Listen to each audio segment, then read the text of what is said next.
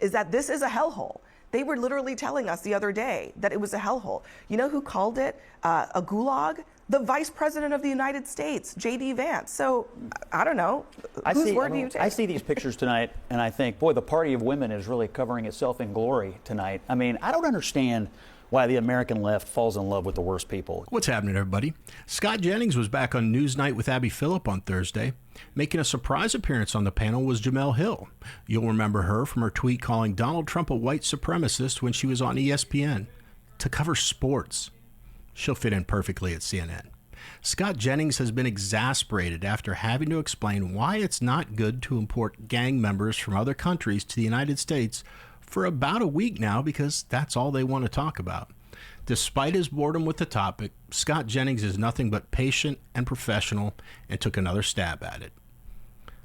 That reminds me, Democrats also love supporting Carmelo Anthony. That's for another day.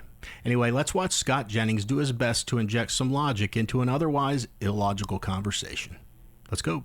The president of El Salvador also tweeted this that I find fascinating. He says, Abrego Garcia miraculously risen from the death camps and torture, now sipping margaritas with Senator Van Hollen in a tropical paradise of El Salvador. I mean, that was the first thing I noticed. I was like, are they at a continental breakfast? Like, what is? I'm not really trying to be funny. I know. I mean, the first thing I noticed was like, that was not what I expected. But let's be real about what's happening here. I mean, this is propaganda, because the other propaganda of the whole situation is that this is a hellhole. They were literally telling us the other day that it was a hellhole. You know who called it a gulag? The Vice President of the United States, J.D. Vance. So, I don't know.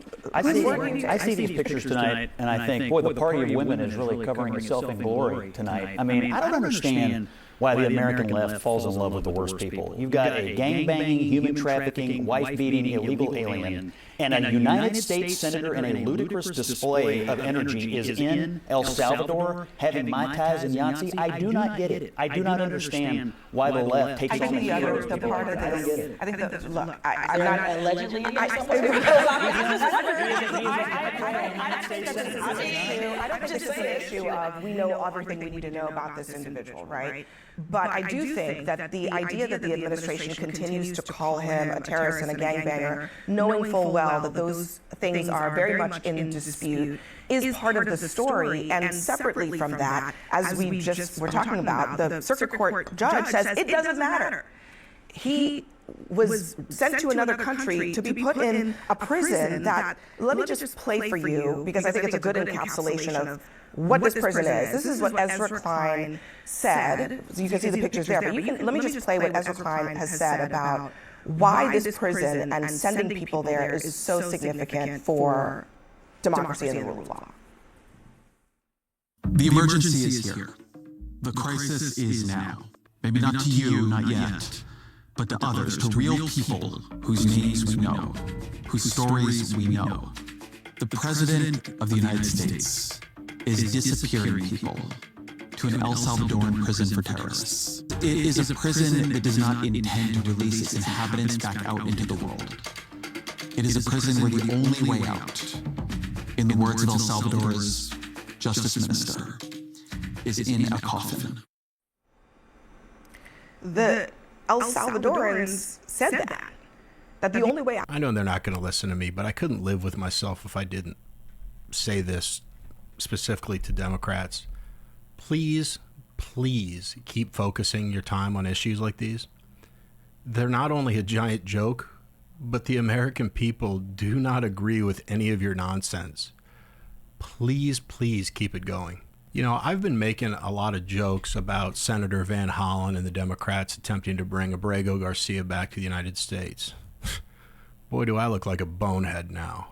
You know, my eyes were opened at how wrong I was after Van Hollen told the press how Garcia has been traumatized. You're not going to believe it. If you've got a weak stomach or you're sensitive in general, you may want to skip this next part. Guys, Abrego Garcia said that he had been shackled, the cells were overcrowded, and he was taunted by other inmates. That's something we can't even imagine here in the United States. I mean, that kind of stuff happens on TV, but prison? You know, I pray that none of you ever have to experience taunting after you repeatedly beat up your wife, are arrested on suspicion of sex trafficking, cover your body in MS-13 tattoos, have 2 different judges confirm that you're a part of MS-13, and get deported back to your home country because you were in the United States illegally. The next time you find yourself in that position, God help you. I'll get right back to the video, but President Bukele, how does this guy keep getting cooler every time I read something about him? This guy's beating out libs of TikTok for Democrat Troll of the Year. This guy's great. Out of this prison is in a coffin. I mean, when you do that, you should know pretty surely that the person you're sending there deserves to be imprisoned for life until death. I don't know. Half of the people that they've sent there have no arrest record. So to be comfortable with the fact that those people, that is potentially the rest of their lives, you can't be cool with that. Like, that's not how you're supposed to adjudicate punishment in this country. If he is all of the things that you say he is, then let it all play out properly in the American court system. And then if you want to send them there. But I think half of the people that they're deporting, you're better off literally putting them on a raft and pushing them out into the ocean than sending them to that place. And I didn't realize the law was only for perfect people.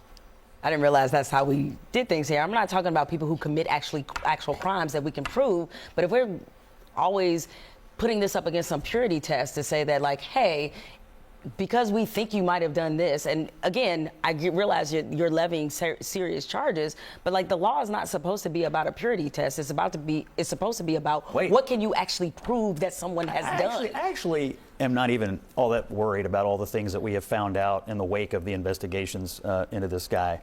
What I am worried about is that, and I'm going to grant you, he has a withholding order and he should not have gone to El Salvador. And they admitted it was a mistake. But even if you grant that, he has an adjudicated deportation order, and you have Democrat public officials falling all over themselves trying to get him back here without thinking through the next step, which is he's literally going to be deported somewhere else. But not to But a my prison. suspicion is when they bring him back, they're going to try to keep him here. That's the next part of the I want to We move have on. degrees of things, right?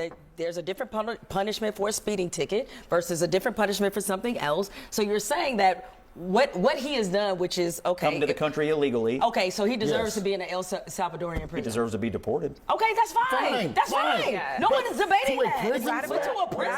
prison? Radical agreement, Scott Jennings. I'm not sure if this is going to make sense to anybody else, but those videos from CCOT where they showed all the criminals, they look like they could have been a wide shot from like one of the early X-Men movies where they're trying to convey like how many different types of mutants there are. You know, it pulls back and you see all kinds of different creatures. I don't know if that works or not, but so I heard that guy Ezra Klein's description of the prison, and I heard the dramatic music swelling, but I feel like they cut him off. They had to, because I didn't hear the bad part.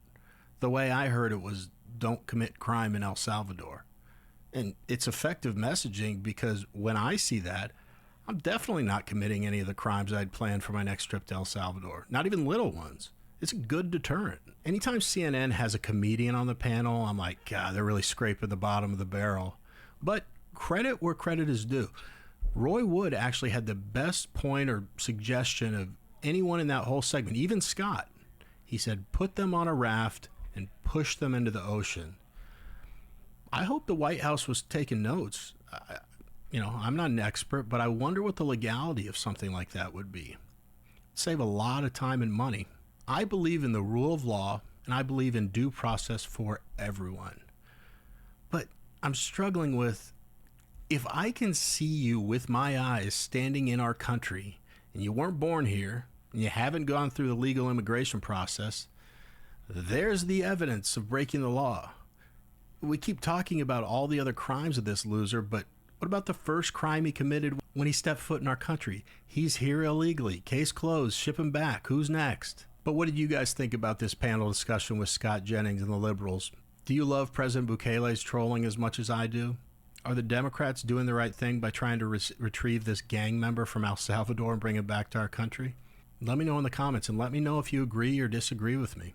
I really enjoy hearing from you guys. Anyway, that's it for this video. If you like watching videos of Scott Jennings just owning an entire panel of liberals, then click on one of the videos that's about to pop up on your screen. Otherwise, as always, I've got the best viewers on the planet. Thank you so much for taking a couple minutes out of your day to watch my video. It means a lot to me.